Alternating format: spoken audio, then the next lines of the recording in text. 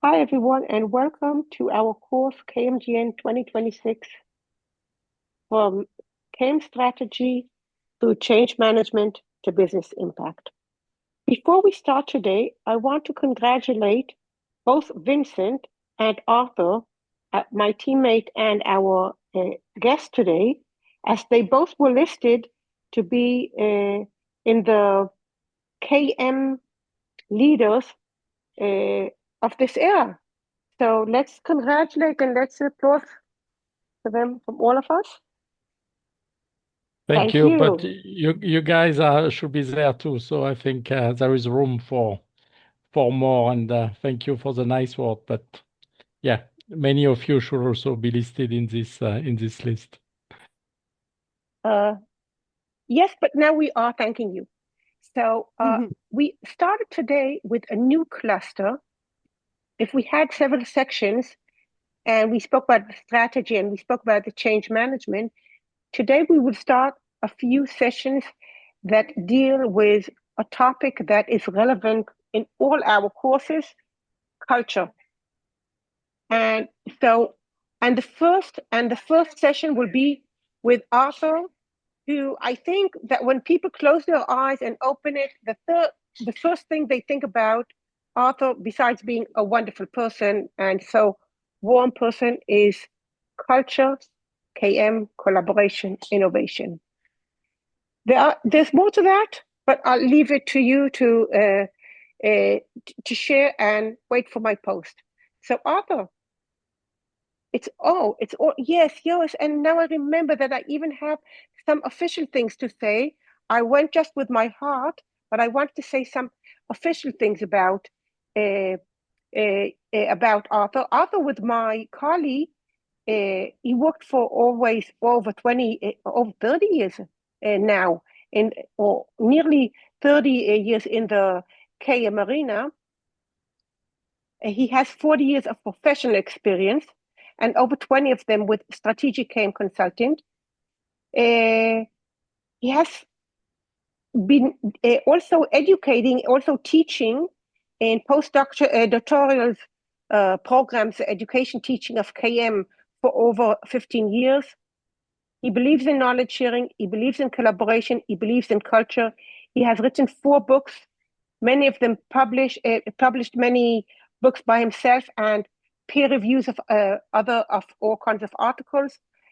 And he was a member of the ISO 3041 first version of the ISO standard. So, my dear friend Arthur, you may please start. Thank you very much, Maura. It's a pleasure to be back and to see so many familiar names in the group as well.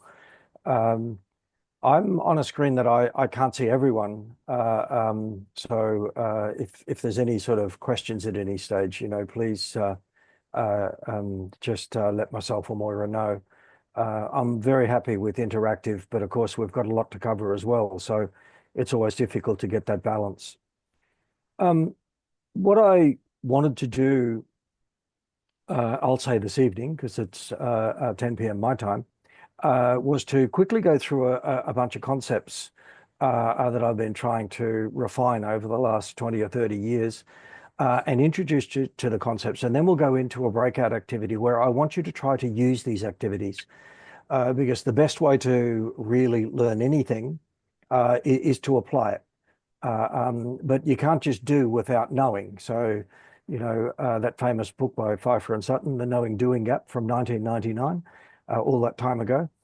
We're trying to bridge the gap between knowing and doing. So introduce the knowing first and then do a bit and then come back and talk about it, because learning is really about reflection about what's already been covered. So let's set a little bit of context. What I'm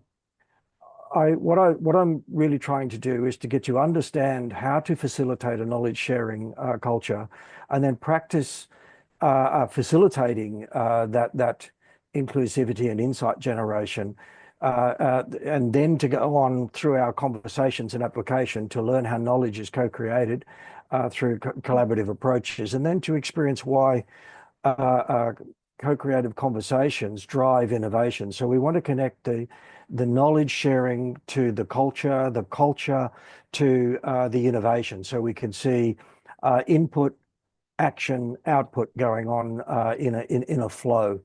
Flow is extremely important.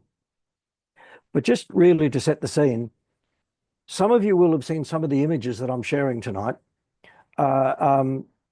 Previously, I think one or two of them I might have even used in the session last year. But this year it's a different conversation around that same image. So, you know, it's not true to say that, oh yeah, I've seen that, I know it. You know, in the world that changed so quickly,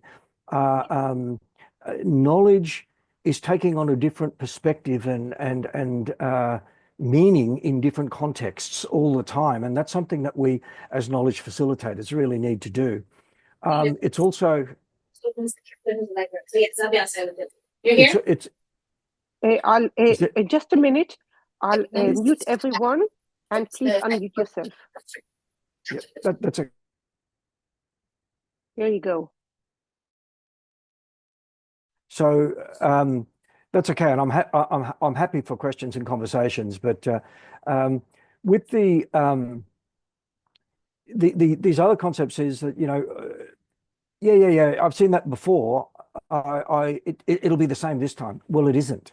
You know, things are very different, and they change all the time. And AI is actually showing that, you know, a lot of things that are being picked up and highlighted and connected are very good, and some things that are being picked up and connected that actually aren't so good, because AI isn't yet got that human experience to be able to critically assess what it's generating. So, you know, the next one is that truth is absolute. Well, actually, it isn't, because what's true in some contexts are not true in others. And I'm not going to go into that, and I'm happy to debate these later on.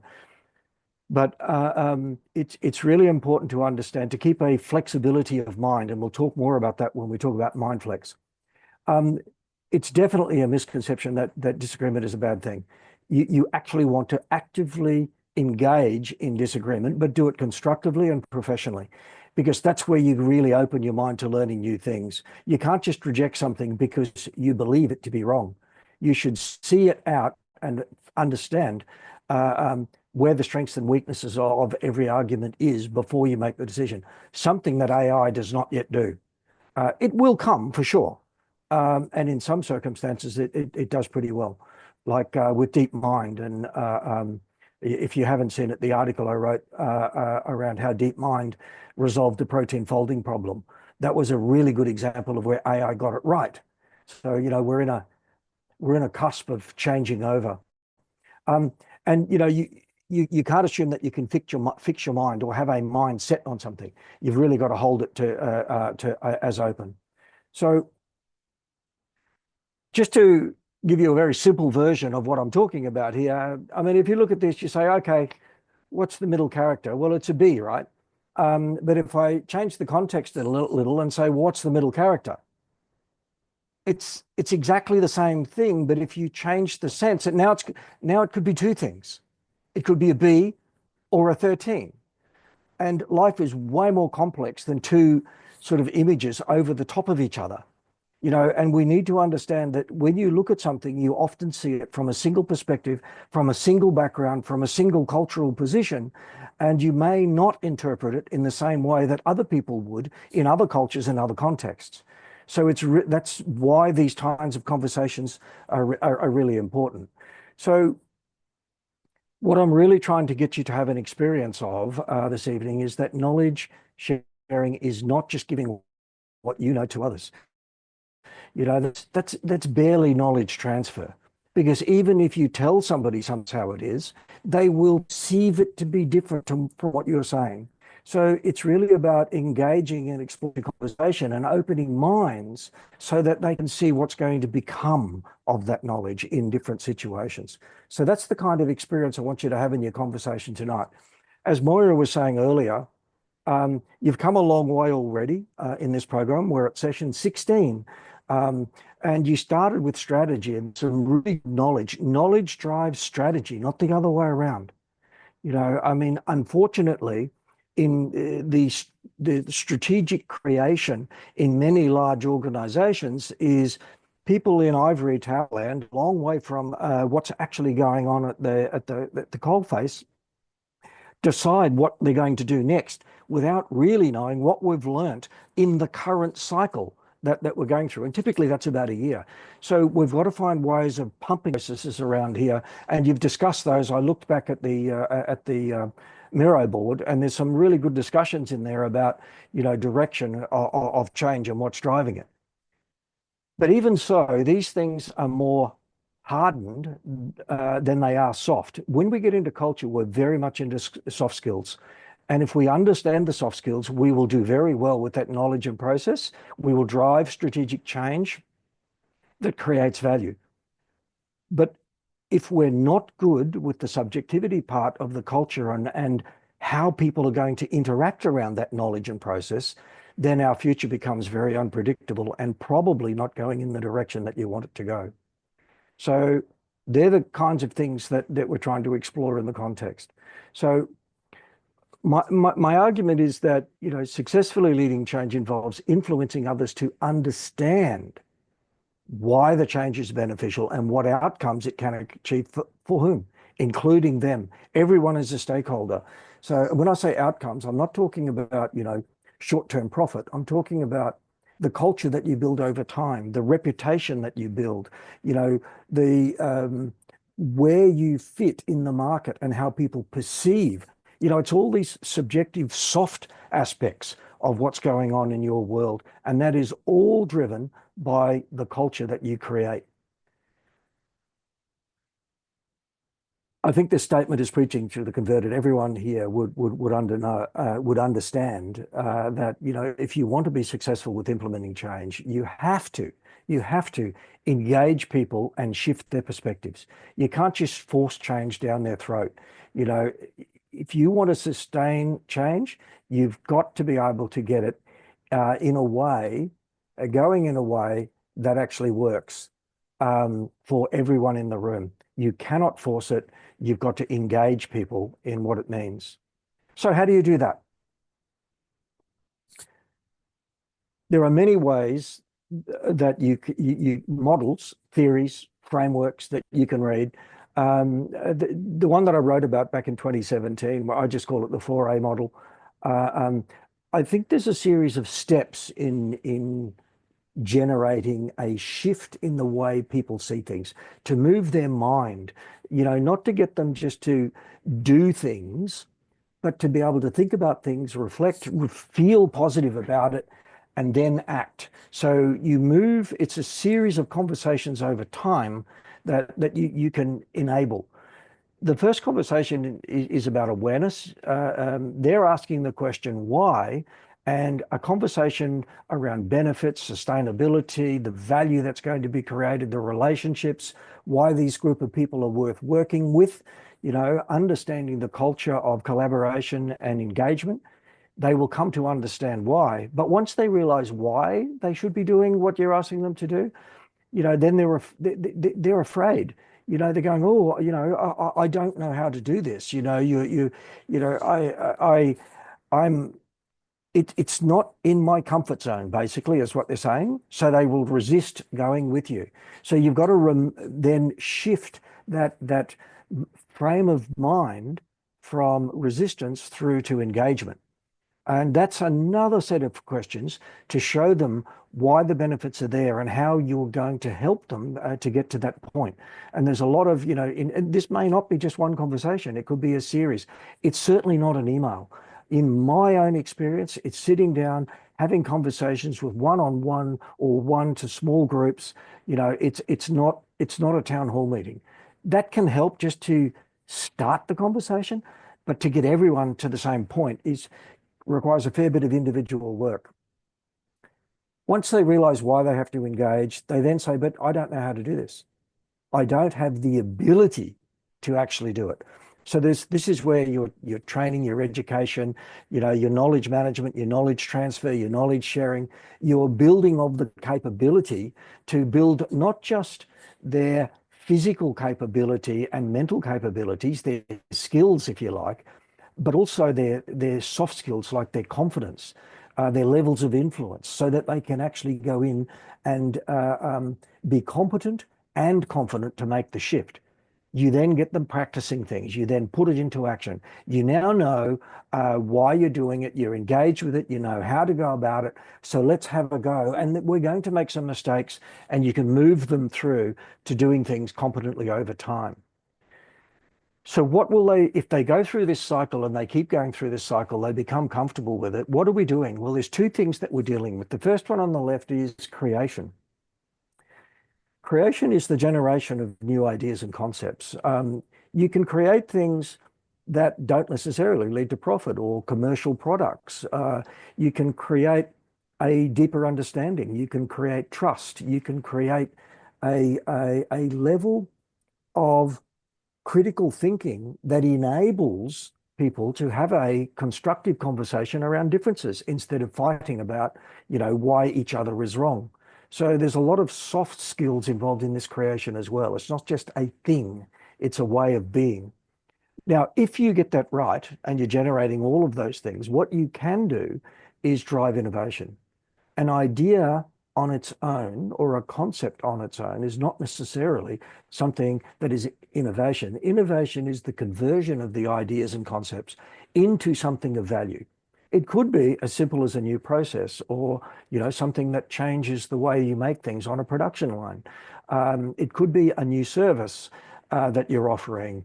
It could be a new app, or it could be an entirely new product that you launch globally and make millions of dollars from. So what we're trying to do is to understand that creation is fundamentally divergent in that you're creating a whole bunch of things. Innovation is fundamentally more of a divergent process in that you're looking at all of those ideas and you're combining them in ways and harvesting them to actually bring it into something that can be applied or used in some way. So that's kind of where we're going. When you do your breakout group sometime fairly soon, what I would like you to do is to think about these ideas that we've been talking about, the conversations, the creation, the innovation. How do you prioritize how to build a culture that will create these things? How do you shift the mindset? And we'll talk about MindFlex in a minute. It is complex. People go, oh, that's a really ugly slide. It's really hard to understand. Well, you know what? There is nothing on here that you're not going to bump into in a cultural environment, particularly a knowledge sharing environment. Every single aspect of here is important to understand and to facilitate. And you say, well, there's way too many things to deal with. Yes, but that's exactly what complexity is, right? Too many influencing factors to understand each and every one on its own. That's why, things like, whole systems thinking have come into power. But even those are a little bit complex for many people. You as a knowledge facilitator need to be able to pull on each of these. These are all levers that you can get. Some of them are inputs, some of them are outputs, some of them are things that come up, but all of them influence the outcome on the way people think, feel, and do things together. So, when we're developing a culture, it is about relationships, it's about behaviors, it's about trust, it's about building reciprocity. And if you want that high performance, you've got to connect these things and get them to flow through your strategic cycles. We'll come back to the strategic cycles in a moment. In fact, we'll do it right now. I changed the order of the slides just before I came online. How are we going? We doing okay, folks? Is anyone? We're doing okay. There are no questions at the moment. I just want to reflect that when you were speaking about the 4 A's, those that are familiar with the ADKAR model, it works together very nicely. Awareness, the desire as the attention, as a second level, the third level of the K, the knowledge, where you put forth the ability. And altogether, these are not enough. We need the reinforcement that goes with the fostering of the culture. So Absolutely. Those that know the other model, these two align very nicely. Yeah, they do. And as I said when I was talking about that, there are many models, and frameworks for implementing change. And ADKAR is a good system. I did actually apply it many years ago in a client, and it may have influenced my thinking around the 4As. I mean, that's the thing. You take a whole range of stuff which is useful and kind of recombine it in ways as you go into other contexts to put it out there. I found the 4A is really good because it's very conversation based. ADKAR is more process based. So it just depends on how you like to interact with the people that you're with. But they're both very good. They do work. I want to comment if I can on that one, because I think that while the world is complex, there are situations where I need the complexity, a complexity model, like Dave Snowden speaks about. Yep. But I think that for us as KMers, while culture may be working also on a complex level, indirect actions, when we work on knowledge management, in most of the cases, it may be not chaos, but only complex, not complex, but only very complicated. So the process-oriented models or the process-oriented thinking, while it won't solve things directly, it gives us a good path, a good strategy on how to go forward. So that's why I think it is very strong, the process-oriented thinking and doing, because it can take us forward. We're not only in the big clouds, that something will work if we will do all kinds of good things. Yeah, I think you're right. And I think working in the complicated arena you can do with process. And it's a really good way, particularly for new knowledge managers, to get started so they understand, the basic process and they can follow the steps when they don't have a deep understanding of all of the elements. It gives them a way to progress. But the more they go into this, the more they will realize that all of these other cultural aspects are then still influencing, because they may be going along assuming everyone is supportive, but actually, then you get the politics and there's someone tearing down what you're putting together because they want the funding and, they see you as a competitor, even though, even within an organization. So that's where the complexity comes in over the top of the complicated. But I agree with you. The process models are a really great place to start. But if you only focus on process, what you'll find is that, some of the complex aspects beyond your immediate control will then come in and can either support you or can actually get in your way and create barriers for you. Great insight. Thank you, Moira.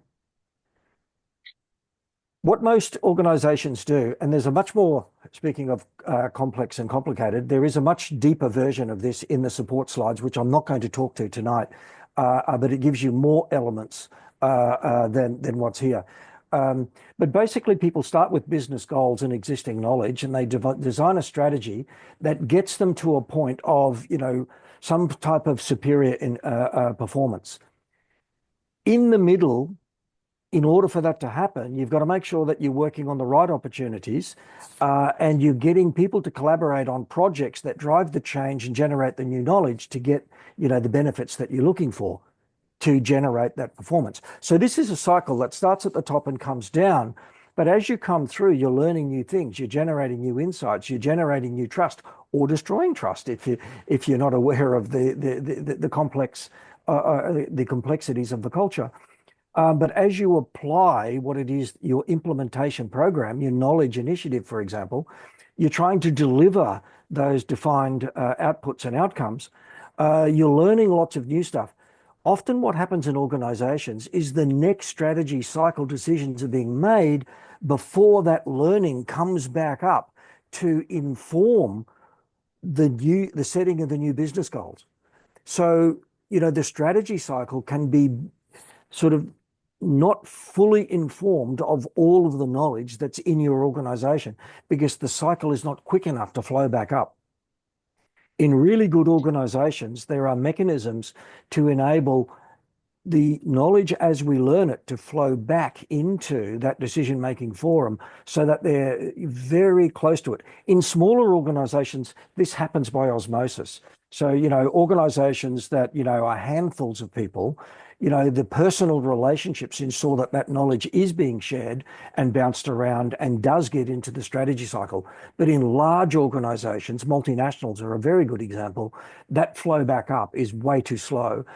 So you end up making strategic decisions on what's going to happen next without fully knowing what it is that you know now. So good innovation is driven by fast cycles and it's knowledge going into the strategy that actually makes that innovation extremely good. And that's what you see in really good organizations.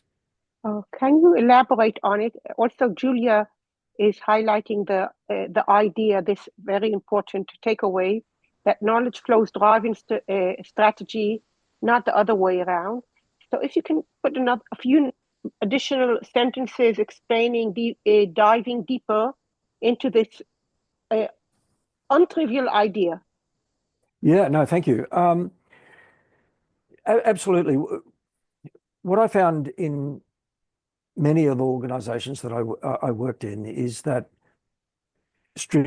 like people will come to kind of the beginning of the year and go, oh, it's time to determine the strategy. And a group of typically high level executives will go off and say, where do we think we're going next? But then typically they're not very close to what has actually happened in all of the active projects that are going on at the moment, because that information hasn't flown up very effectively. Many organizations have a cascading communications that goes from the top down to the bottom and tells people what it is that they should do. But what good leaders do is that they're actually listening to the flow back up to say, well, we did this and this and this. But along the way, what we found was actually that wasn't the biggest value. Where the value was these things over here. And that then comes back up. A good way to achieve that is to have your senior executives mentoring the project managers as a good example. So, that's a two-way learning where the senior leaders are actively engaging with people at the coalface and really finding out what's going on so that they are more directly informed. And there is a channel for feeding that information, a person-to-person channel for feeding that back up. Then the senior leaders are more informed, they understand what's going on, and they can adjust the decision-making before the strategy is, sort of set and then passed down through the bottom. It's had the benefit of learning the cycle within the cycle, not after the cycle is complete. Typically, this is a one-year thing, right, in most organizations. Now, let me please reflect on that. We spoke about the knowledge flow and its fundamental connection to the strategy, I think, in two levels. When I have business needs and business goals, the strategy also includes how to do it so it will succeed. They're understanding the culture, the knowledge sharing culture, the knowledge creation culture, the alignment of people one with another, the relationships will help me build the best strategy that will drive success of the business goals. That's only number one. But when I go on, I want to see what I have, and I think this is an additional word that you spoke about, but was between the lines, where I have new opportunities that can take me to a higher place. The knowledge flows that exist in the organization may not only support how to achieve my business goals through a KM strategy, but also to drive a new business strategy and a new KM strategy based on the knowledge flows in the organization. Absolutely true. Really well picked up. Thank you, Moira. I couldn't have said it better myself. What you're doing as you go through a current strategy cycle, typically here's the budget, this amount of money is being given to these are the projects that we're supporting, these are the people that are going to support those strategic projects we're going through. But if you're keeping your mind open, all sorts of things will be noticed. Some of them barriers that are actually preventing you from achieving those initiatives. And some of them, it's like, oh my God, we've suddenly noticed this, that's something we hadn't thought of before. And it's only happened because of the collaboration around that new area where the people and the business are outside their comfort area. And it's actually generating new insights that couldn't have been known until you got to the experience of actually doing that. And this is why the doing piece is really important. So while you're doing those projects and generating those new insights, there's got to be some way of capturing that and bringing it back around. So it could be mentoring, it could be a deliberate, but rapid lessons learned, one that actually gets looked at and applied, not just one that is captured.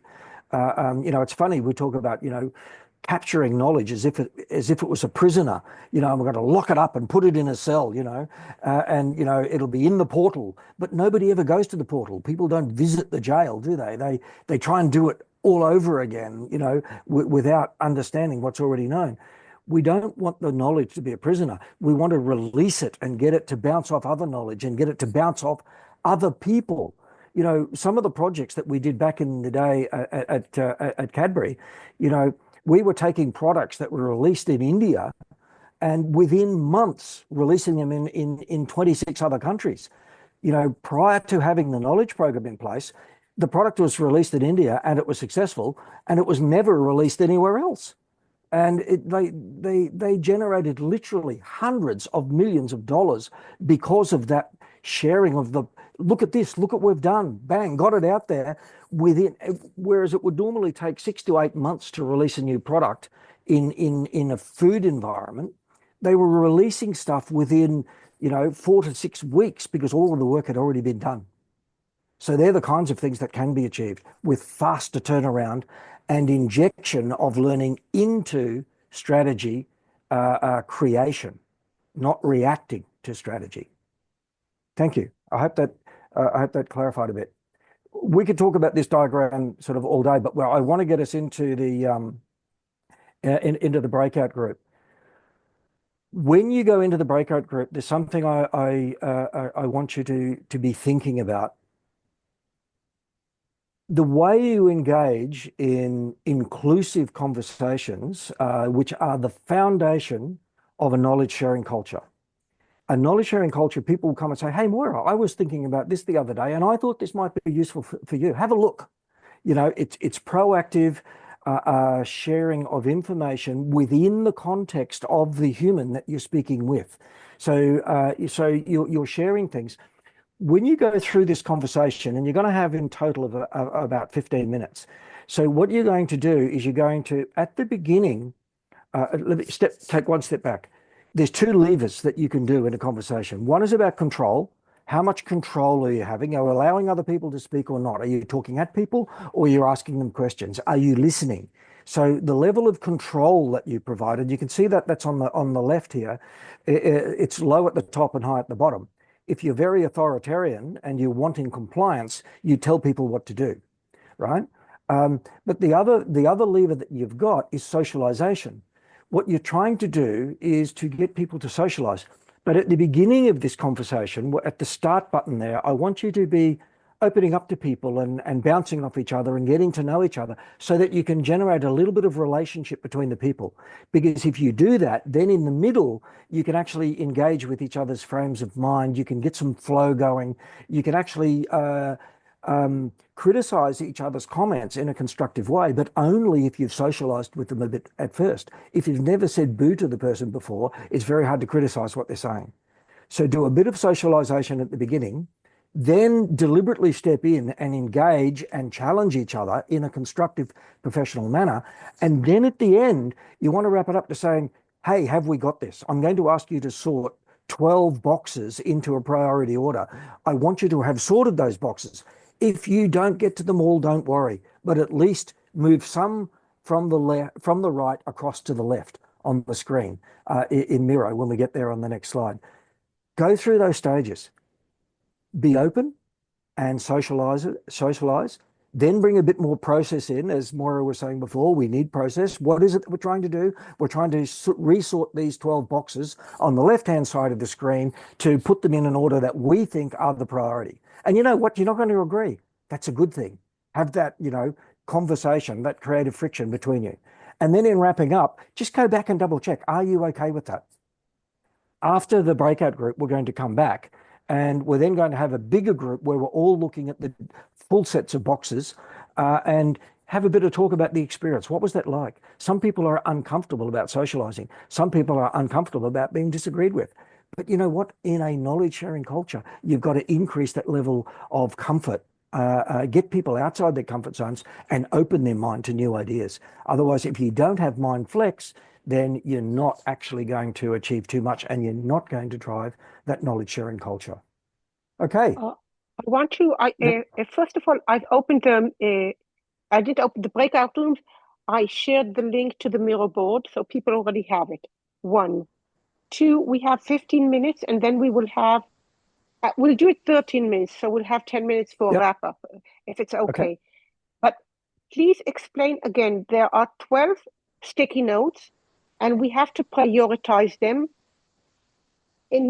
as to what objective, prioritize them as to what category or what question. Yeah, so these are the 12 points are on the previous slide, but they're also in the 12 boxes on the screen. So I'm not going to go through them here. There's just, and you'll notice they're all an action to generate an outcome. So to generate an outcome, that's our objective. Yeah, well, each of these single sentence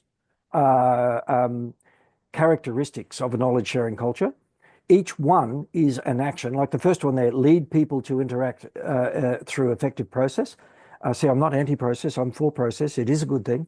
And what you will get if you do that is to deliver aligned goals supported by tools to make it efficient. So that's is that a priority to create a knowledge sharing culture? The whole conversation is about knowledge sharing culture.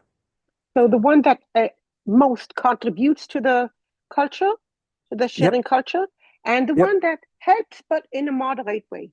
So we'll open the breakout rooms now. Here we go. Sort them out and move them across, reorder them, just put them in whatever order you want. And if you think some are not relevant, just leave them on the right-hand side, but put them, top to bottom. Okay? Here we go. And Arthur, feel free not to join. Mm-hmm.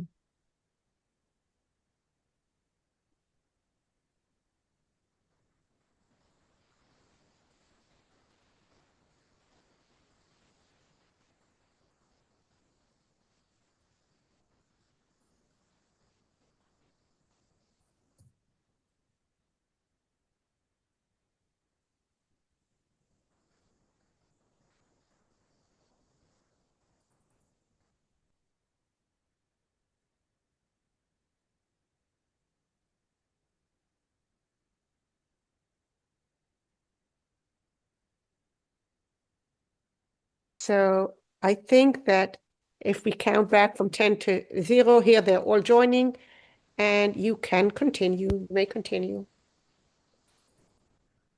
Okay. Okay. Looks like we're doing okay. Looks like we're ready to do a 10-minute wrap up and maybe a few minutes for Moira at the end. No doubt she wants to talk about what's happening next week, etc. 60 seconds will do. Yeah, okay, perfect. So I'd just like just for a couple of minutes to get a couple of experiences of how did you go with that? Did you find that you socialized a bit? I was watching very closely the all 6 Miro boards at once. I mean, group 6, there was nobody there, but the others were all doing different things at different times. And, that's the complexity of culture, right? Everyone was engaging in some way, but everyone ends up with different outputs and no doubt different conversations, even though it's exactly the same question. How did you feel about that? I opened only 5 rooms. That's why you didn't see room 6. Okay. Yep. Okay. Well, it's good. Yeah, go ahead, please. So was the purpose of the task to just get us to talk? Was that the purpose of the task? Because I'm not sure we did the did the prioritization, but we definitely spoke about what the cards said, and we actually categorized ours rather than prioritized them. Yeah. I mean, my purpose is for you to experience what it's like to engage in a virtual environment, in a sharing culture. It's difficult online, right? And sometimes it's even difficult when you're face to face and in the same room to get structure out of the conversation. But actually, you need both, and that's why you need at the end to control, to say, what was our objective? Did we get it? Are we, can we talk about this thing that we've generated here, and what value is it? But my main purpose is to get you to have that conversation, to understand you need to be manipulating the conversation in different ways if you want to facilitate a knowledge sharing culture. So you nailed it, Tracy. You understood what it is that I was trying you to experience. Cool. All right, that's good to know, because we didn't do it wrong then. No, well, quite honestly, the actual output of activities like this are far less important than the outcomes. You probably know the people that were in your room a little bit better. You've probably thought a bit more deeply about some of the concepts that we talked about going into the conversation. And if you had a full hour at this, you could have actually applied a lot of the ideas that we talked about. The idea is you've now got a little bit of experience and some concepts that you perhaps hadn't thought about before to apply in your own facilitation, in your own knowledge initiatives. And, there's a whole bunch of slides coming after this that I didn't ever plan to present, but will help you to be able to do that. As a knowledge facilitator, we're the conductor. We're not the orchestra. We're facilitating the flow and interactions between a whole bunch of different people and things that are contributing to the overall sort of noise cloud that's being generated. But you have to harness that in order to create the magic of music, right? And that's what we're trying to do, to facilitate those interactions in a way that actually generates something of value out the other end. And some of that's new knowledge, some of it's delivery of goals. I hope that makes sense. Any other quick comment? Yeah.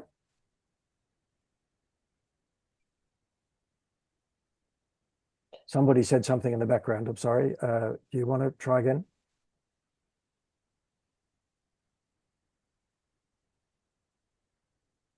All right. What I might do is quickly throw a couple of things at you, just to say, look, do try this at home, but do it safely. And I mean emotionally safe and physically safe. There's a couple of slides in here. I mentioned MindFlex. MindFlex is quite complex. There's a full description of it available free on RealKM. In the article I wrote about the DeepMind, there's a link to it on RealKM. Go and have a look at the article on DeepMind. It's a fantastic description of knowledge managers and science experts and AI interacting to generate really brilliant outcomes. In there, I talk about MindFlex and why it happened. They were using MindFlex, not deliberately or knowingly, but that's how my word for it. Have a look at MindFlex in the article. It will be useful and it will help you to facilitate. Do understand that every time you have a conversation, the expectations of the two different people or entities or whoever it is in that conversation will be different. So you can read this stuff around creative friction and understand this image. It will help you. Don't argue about the differences, explore them. Where you have similarities, they're the things that will immediately connect you, but seek to find the different perspectives, because as shown on the picture on the left, you will have a different perspective of the same thing. Neither of you will have a full understanding of the cylinder. Someone thinks it's a circle because they look at it from the end. Someone thinks it's a rectangle because they look at it from the other angle. But if you have a conversation and explore together, you'll both understand the real entity is a solid object, a 3D dimension of a cylinder. if you don't have the conversation, you'll both be misled on what you're actually looking at.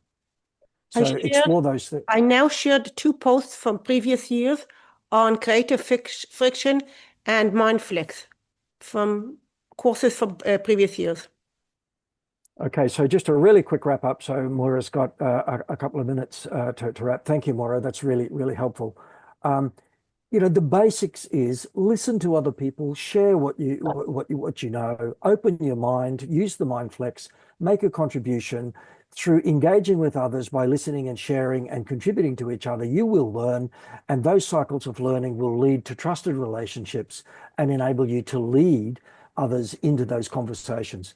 If you follow these interacting circles over time, you'll actually generate collaborative outcomes, you'll drive innovation, but more importantly, you'll actually generate a inclusive, collaborative culture.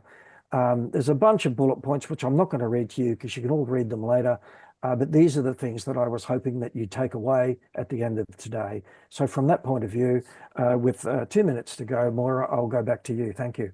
Let's take a minute to read these before we jump to other places. And anyone wants to ask a question? Okay. So what are we expecting for next week? First of all, big thank you to Arthur.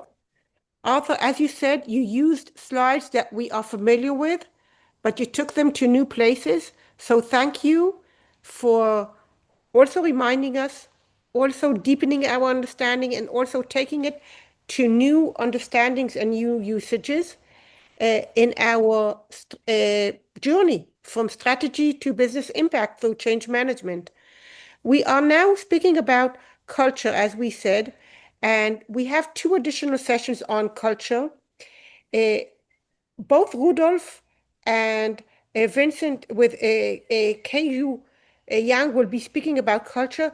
They also joined this meeting so that we see that there is not too much of overlapping. So next week, Rudolf will be speaking about working environments that support KM. You all know Rudolf. He's one of our teammates in this course that helped together with Vincent and myself. Together, we've built this course. So thank you, everyone, and see you next week, just in time. Thank you.